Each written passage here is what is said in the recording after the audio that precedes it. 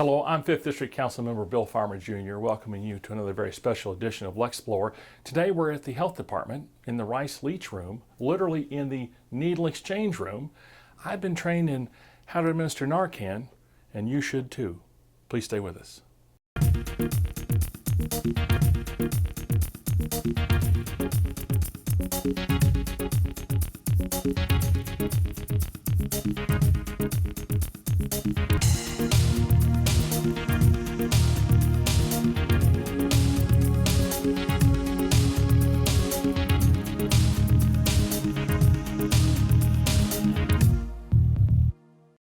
I've been joined by John Moses that runs the Needle Exchange Program. John, nice to meet you. Nice to meet you as well. Thanks for coming in today. Very glad to be right here. Glad to be in the Rice Leach Room. Yes. In front of this very special artwork that symbolizes the Needle Exchange Program, which we'll talk about. But tell us more about the Narcan work that goes on literally in this room. Sure. We offer Narcan or naloxone to all of our participants that come in through the syringe exchange, and as well as community members that want to come and get it. We have a grant from the city Department of Social Services that provides us with Narcan to distribute the product itself. The product itself, right. Absolutely. Narcan is just a small part of what we're doing here, though. At the health department, we operate our syringe exchange program 3 days a week now. You may remember back in 2015 when the law was passed that allowed public health departments to conduct needle exchange. Louisville went first, and we were the second exchange to open. I remember. The goal of syringe exchange programs is very simple. It's to stop the spread of communicable disease, primarily HIV and hepatitis C. And a lot of people don't understand that. They think it's more about the needles and about the drugs. But from a public health perspective, it's about infections. And we know that people are sharing needles, and sharing needles leads to the spread of infections. So it's been fairly effective. It's been hugely successful, absolutely, to say the least. Just a few weeks ago, we exchanged our 1 millionth needle. So that's 1 million needles that didn't end up on the street, that didn't end up in the parks, and that were disposed of in a safe way. So the great thing about needle exchange programs, though, is that people who access the syringe exchange program are 5 times more likely to get into treatment and 3 times more likely to stay in treatment.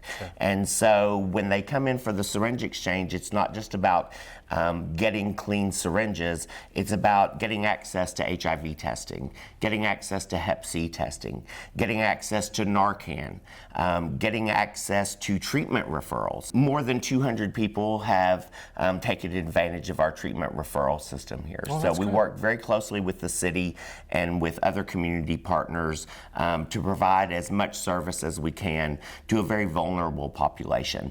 Nobody woke up today and decided because the health department gives out needles that they were going to start using heroin. People are using drugs, and we are providing them a harm reduction service so that they can protect themselves from infectious diseases. And when we talk about harm reduction, we're really just talking about any positive change. You put on a seatbelt, that's harm reduction. If you're a smoker and you decide you're only going to smoke on the weekends, that's harm reduction. And so in terms of public health and syringe exchange, this is simply harm reduction, giving them the tools that they need to be safe. And what we provide as far as Narcan, a opioid reversal drug, the best thing that we can do is to provide that to everyone in the community that will carry it. You never know when you're going to be that person that goes into Walmart or pulls up next to someone on the road and finds them overdosed at the wheel of their car or in the bathroom at Walmart. And if you're carrying Narcan, you can possibly save their life. The whole idea behind Narcan is that we are simply saving their life until they can get healthy. And that's part of our mission here at the health department, is helping Lexington be well. We're not in the business of making them be well. We're not trying to force people to quit using drugs or force anybody into treatment. It's simply them being able to take accountability for what they're doing and us giving them the tools. But here are the big takeaways from Syringe Exchange. We provide all those other services, Yes, which sir. is great because a lot of our clients haven't touched a healthcare system in a long time. Sure. So the fact that they have walked into a quasi-government building, say, I use drugs, and here are my dirty syringes, is huge. And so that is that time that they trust us. How do you break that barrier down? Because I walked in and there's a guy out there behind the glass wanting to look at me, and so people just float in and float down this way? How does that work? They do. We have a door into our Rice C. Leach community room from the outside, and so they don't actually come through clinic. Okay, You just all come right. around to the back and come in. All right, fine. And that's the great thing about this room. If you remember Rice C. Leach, he was the Commissioner of Health here at the Health Department. A very fine man. When the law went into effect. He has recently passed away, but we carry on his legacy and are doing the great work that he had the foresight to know was needed. You know, on your 1 millionth needle, sad but true, I'm sure. Sure. That's just, and then to understand that the needle exchange program is some sort of a gateway to treatment, if you really look at it in a certain manner of speaking. Absolutely. Is a tribute to the work that he started and that you're carrying on. So, I don't know. I'm glad the room's named after him. I'm glad it's busy when it is. 'Cause Yes. it does save people's lives. It does. We're seeing about 220 people every week, and those people come in from all walks of life, all ages, that's true. all races. Every kind of household. I mean, addiction knows no Absolutely. boundaries. Absolutely. It knows blood. I mean, that's it. All right. Well, we appreciate your work here every day. Glad to come out and spend a little time with you today. Absolutely. We've got a little more we're going to talk about, but thank you very Yeah, much. great to Appreciate be it. with you. Yes, sir. Thank you. We'll be right back. Christina from accounting. Yeah, hi. I used to date a girl named Christina. Oh, really? Yeah, and then she dumped me for my best friend. I thought we talked about this, buddy. Buzzed and overshared again? Yeah. Yeah. I'm gonna call a car. That's a smart idea. I've been joined by Amy Baker. We're still here in the Rice Leach room. This is a great room. I love Great saying room, indeed. that. It's a pleasure to meet you. Nice to know you. Absolutely. Well, we're happy that you're here. Happy that you got your naloxone training. I just don't have the product yet. I've Well, been you properly will. trained and signed off on. Yes, ma'am. You will have it before you leave. And Now, tell me what your title is. Sure. So I work with LFUCG Okay. in the Department of Social Services. All right. And I focus solely on substance use intervention. So you're Chris Ford's shop. Chris Ford's shop, Okay, yes, fine. who Great. is an amazing commissioner. Former council member, great Former commissioner. council member, Yes, yes. very supportive of how we respond in Lexington, not only to the opioid epidemic, but all substances. You know, folks in our city are using substances, and we help everyone. But today we're going to focus on just the opioids. Please. We are here during the needle exchange on Mondays and Fridays to Okay. talk with folks who are considering going to treatment. We engage you, develop a conversation with you, a rapport with you, and build a level of trust. And that's extremely important because folks who come in here typically, they're not trusting of this system. Right, So- I'm aware of that. Right. So if you were to come in and we may see each other 4 or 5 times and just say, hey, I may eventually know your name.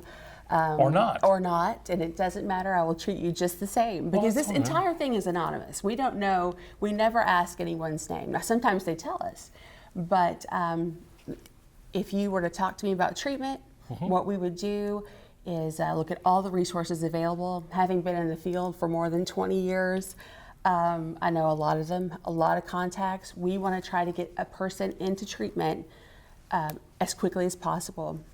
For folks who have loved ones who are struggling with addiction, we know that They the are. window of opportunity for folks to go into a treatment program is very, very narrow. And we want to help folks as quickly as possible. So we get on the phone, we call our contacts, and we try to, the goal would be for someone to leave here and go to a treatment program. And we work with programs all over the state. Sure. And do you make referrals then? in We make essence? referrals. Okay. We've had over 200 people, about 250, 260 at this point, enter a program. We don't follow them after they get in Well, there. but that's a step. Exactly. You know? And we believe that recovery is possible for everyone and that everyone has value. And we're grateful to be a part of this program, this partnership. Well, it's funded by a 4-year grant, and we're happy to be on this journey together, and grateful to promote it. Encourage anyone who is the loved one of, a friend of. That's so important. You're making the important connection Absolutely, to come in and get naloxone. And if you never need it, that's amazing. But if you need it and you have it, then you could save a life. And that's what we really want to promote here. It's really great work. Absolutely. And it's Grateful laudable to do in it. every respect. Yeah, So, absolutely. We know that folks who come here are 5 times more likely to enter a treatment program. And everyone who walks in is treated with dignity and respect. And that is one thing that Rice Leach required. Yes, sir. Yes, ma'am. And now Craig Humbaugh requires. And it's just, it's something that must happen when you work in the needle exchange program. And it's a great partnership for the city. And we're grateful to have this partnership for the next 4 years. And then we'll write another grant and hopefully have it for 4 more years. And continue to help people who literally Absolutely. cannot help themselves. Absolutely. In my personal estimation. Well, and we're working with some of the most vulnerable folks in the city. ma'am. Yes, If you come here, you typically your disease has progressed a great deal. Yeah. However, we believe that we can help everyone who wants it, and we're just here to do what we can. It's great to have a health department and social services that are so welcoming. And for people to, this is a big step to come to this building, whether it's the front door, the side door, or the back door, to seek a treatment, to look for help in a different way, and to make even if it's just the lightest decision to move in a different direction. You've helped change a life. Absolutely, and we're grateful for that. You know, you may come in one week and say, you know, I can't talk to you today, but I'll be here next week. And that is moving in the right direction. That is the harm reduction we are looking for. The seed is planted, and if he or she never goes, but they continue to stay safe, then that is a success. And we measure success in varying ways here. But when a person enters a treatment program and they are able to get the tools to live a different lifestyle, you know, it's of course a success, but we look for any positive change to keep folks safe and healthy and alive. Well, thank you for helping us be here today, all the professionals that are here, and the great stories that you have related to me, and the training I've gotten, and I will carry my naloxone, and I think you all should come and be trained and carry yours too. The only boundary that addiction knows is death. So if you're to defeat it, you have to get in front of it, and naloxone will make that happen. Absolutely. We've been a lot of places and we've done a lot of shows, but this is probably the most special one. I'm Bill Farmer for Lexplore. Thank you very much.